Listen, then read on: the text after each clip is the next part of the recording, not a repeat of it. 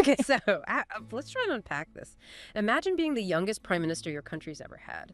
You're in office for just about a year, and then bam, you're dismissed. Not over some, huge policy disaster, but because of a single phone call that got leaked. That's exactly what's just unfolded in Thailand. So today, we're doing a deep dive into the very abrupt sacking of Thailand's Prime Minister, Paetongtarn Shinawatra. What makes this so fascinating, I think, beyond the headlines, is how this one seemingly private conversation just exploded. It set off this chain reaction that went all the way up to the Constitutional Court. So our mission here is to really dissect the allegations around that call, yeah. But also, crucially, to put it in the context of this potential war brewing on the border, and maybe most importantly connected to this much, much bigger power struggle that's been going on for like 2 decades. We're using insights from breaking news reports to give you the clearest picture we can get right now. Yeah, and what's really striking here, and what we want to get into, is the mechanism, Right. How does a seemingly small diplomatic, let's call it a misstep, how does that get amplified and weaponized by these really powerful entrenched interests? It's almost a textbook case, really, of raw power dynamics playing out under the surface of what looks like a democracy. Yeah. And the consequences just ripple outwards, echoing, as you said, decades of history. Absolutely. And for you listening, I mean, whether you follow Thai politics day to day or you're just interested in how power works globally, this isn't just some niche regional story. It's really universal, isn't it? It's about the immense pressure leaders are under, the knife edge of international diplomacy, and how surprisingly fragile political careers can be, even when you've got a powerful dynasty behind you. So, right, let's get into the specifics. What actually brought her down? Well, our sources are saying that Thailand's constitutional court, and that court often finds itself right at the center of these political storms, found Ms Shinawatra guilty. She's 39, relatively young for the role, guilty of violating ethics. And this ruling ties directly back to that leaked phone call from back in June. The real heart of the controversy seems to be these accusations that she appeared to kowtow to Cambodia's former leader during the call. Kowtow. Wow, okay. That is a really loaded word, especially in diplomacy. It implies, a kind of submission or deference that clearly didn't go down well. But it wasn't just the word itself, right? It was the timing and who she was talking to. She was accused of showing this deference specifically to Hun Sen, Cambodia's former strongman. Now, he's a huge figure in regional politics, and him being on that call, well, it immediately set off alarm bells for a lot of people, especially given the tensions heating up between Thailand and Cambodia at that exact moment. Precisely. The stakes were incredibly high. And any perceived slight, any hint of deference was just magnified massively by the immediate situation on the ground. Reports in that time, they paint a really stark picture. Thailand and Cambodia were, and this is the phrase used, literally on the verge of an armed conflict. They have this long-running border dispute, particularly around the Preah Vihear temple area. And these disputes, they often flare up into serious, sometimes deadly clashes. Right. So we're talking about a situation where diplomatic ties were already stretched super thin, almost at breaking point. And the perception then of a leader, especially a new one, appearing even slightly deferential to a neighbor's powerful ex-leader during that kind of standoff. Domestically, that can be absolutely lethal. It hits national pride, perceptions of strength. And just to underline how real this was, actual fighting did break out just weeks after that call. Lasted for 5 pretty brutal days along that border. Exactly. It really highlights the immense pressure cooker these leaders operate in during times of tension. Ms Shinawatra had only been PM for about a year. She took office last August, seen as something of a newcomer to that top level. She did apologize later for the call. Her explanation was that her intention was actually the opposite. She was trying to prevent the war that was looming, trying to de-escalate, basically. But it seems like whatever her intentions were, they got completely swamped by how the leak was perceived. That's such a difficult spot to be in, isn't it? You're trying to walk this diplomatic tightrope, maybe trying to stop people getting hurt.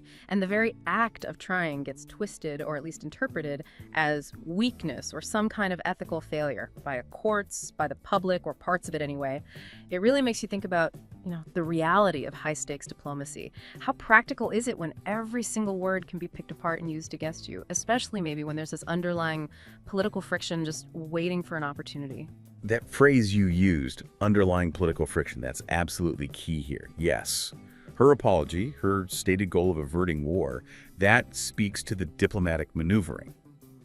But the perception, the narrative created by that leaked call, that was potent enough to bring her down. It's just a stark reminder, isn't it? In politics at this level, perception can absolutely trump intention, particularly when you've got this long history of rivalry just simmering below the surface, ready to pounce on any perceived mistake. And that simmering below the surface, it feels less like simmering and more like a constant boil, doesn't it? Because let's be clear, this isn't just some random isolated event that happened to Paetongtarn Shinawatra. Anyone who follows Thai politics, this will sound depressingly familiar.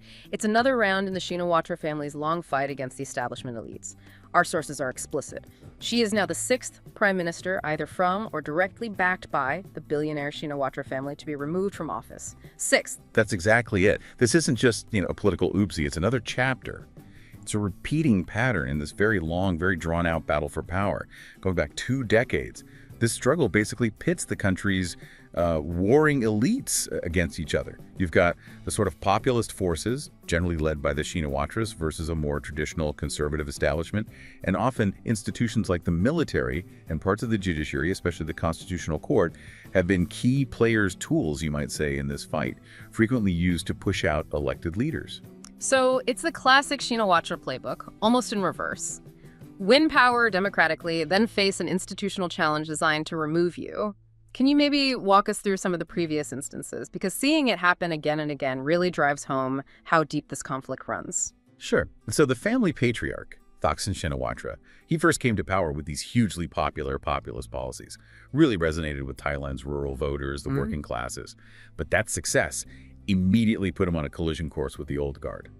The military circles around the monarchy, parts of the judiciary, and also Bangkok's kind of urban elite. Thaksin himself, he was PM from 2001, then dramatically thrown out in a military coup in 2006. That really set the template. Then his political allies who came after him. Similar story. Samak Sundaravej, his party won, he became PM, removed by the Constitutional Court in 2008. The reason? Hosting a TV cooking show for pay. An ethics violation. Then his successor, Somchai Wongsuwat, who was Thaksin's brother-in-law, also removed by the same court. Just months later, him and his whole party banned for electoral fraud. Wow. It's just relentless. It really shows how these institutional hurdles are just constantly there. And then more recently, before Paetongtarn, we had her aunt, right, Yingluck Shinawatra. Indeed. Yingluck, Thaksin's younger sister, she led their party to a massive landslide win in 2011, became PM. But again, her time in office was marked by huge political conflict, massive street protests against her government, and then in 2014, guess what? Removed by the Constitutional Court. Again. This time the charge was abuse of power over transferring a security official, and that court ruling basically paved the way for another military coup just days later, which swept away the rest of her government.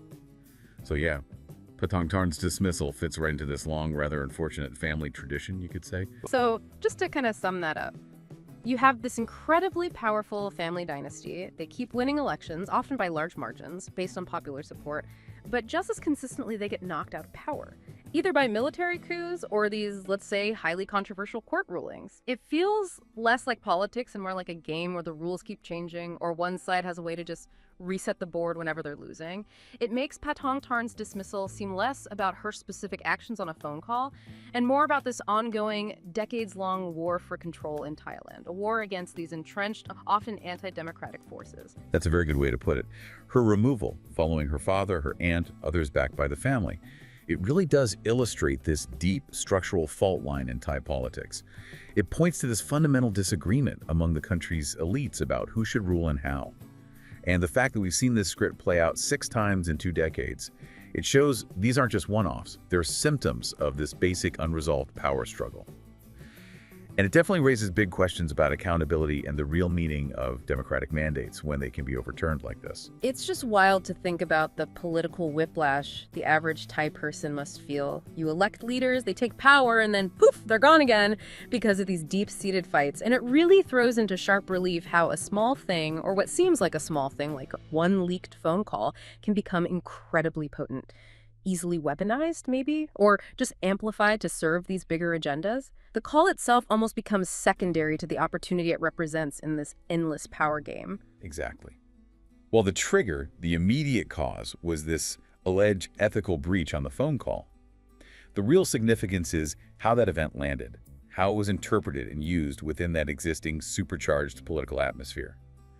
It suggests the underlying tensions were already right near the surface, and this incident just provided the perfect spark. It's a powerful lesson, isn't it? Even minor diplomatic moments can have massive fallout when seen through the prism of a long, bitter power struggle. So pulling this all together then, what have we seen? We've seen how one leak phone call, a call perceived as kowtowing to a neighbor's strongman right when conflict seemed imminent, how that led to the downfall of Thailand's youngest PM, Paetongtarn Shinawatra, barely a year into her job. Connecting it to the bigger picture, yeah, it's clearly not just a standalone event. This makes her the sixth prime minister linked to the Shinawatra family pushed out of office over the last 2 decades. It's part of this long, ongoing battle between Thailand's rival elite factions, a pattern that keeps repeating, keeps raising questions about the country's political path and the strength of its democratic foundations. Which leaves us with a pretty big question, maybe for you listening, to chew on. In today's world, with everything seemingly recorded, everything's terrible, total transparency almost, how much weight should we give to a single perceived slip-up, especially in really tense diplomatic moments? How does that weigh against what a leader says they were trying to do, like, say, prevent a war? And maybe more broadly, what do you think the long-term effect is when you have these really deep, seemingly endless power struggles constantly destabilizing a country? What does that do to democracy? It's incredibly complex, obviously. No easy answers here, but it definitely shows you the raw, often brutal nature of power and politics